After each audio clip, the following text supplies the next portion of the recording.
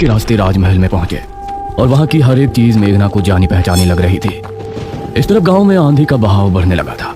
सभी अपने अपने घरों में आराम से सो रहे थे।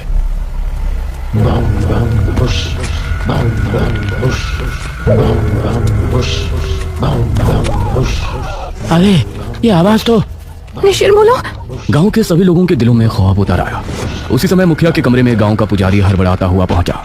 मुखिया जी उठिए। मुखिया चौंकता हुआ नींद से जागा। क्या हुआ पुजारी जी, इतनी रात में आप? गांव में निशिर मोलो की आवाज गूंज रही है, सब बहुत डरे हुए हैं। पुजारी जी ये कैसे हो सकता है?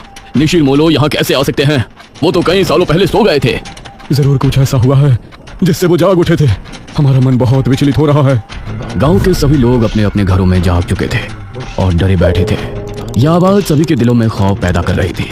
मेघना, इशिता और अनुज तीनों इस बात से बेखबर राजमहल में घूम रहे थे। ये कैसी आवाज है? हाँ मैंने भी सुनी। ऐसा लग रहा था कि कोई सिपाही भारी जूतों के साथ गलियारे में चहलकदमी कर रहा है, लेकिन दूर दूर तक कोई नजर नहीं आ रहा था। उसी समय गांव के दो आदमी संपत और कप्ता जंगल की सरहद पर बैठे हुए जुआ खेल रहे थे।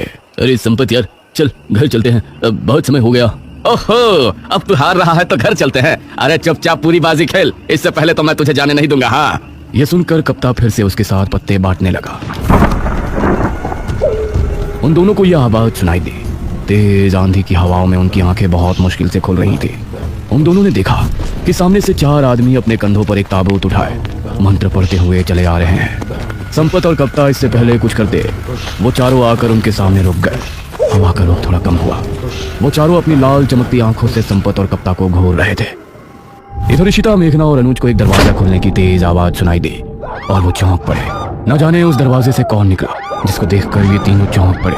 वहीं संपत और कप्ता के सामने खड़े वो चारों शख्स जो कि निशिर मोलो थे, उनके कंधों पर रखा ताबूत खुल गया और उसके खुलते ही संपत और कप्ता की चीख पूरे गांव के लोगों ने सुनी, जिसे सुनकर सभी गांव के लोग डर गए। ये किसकी चीख थी जी? निशिर मोलो, निशिर मोलो, ये चीख किसी अनहोनी की संकेत थी। निशिर मोलो आखिर कौन है?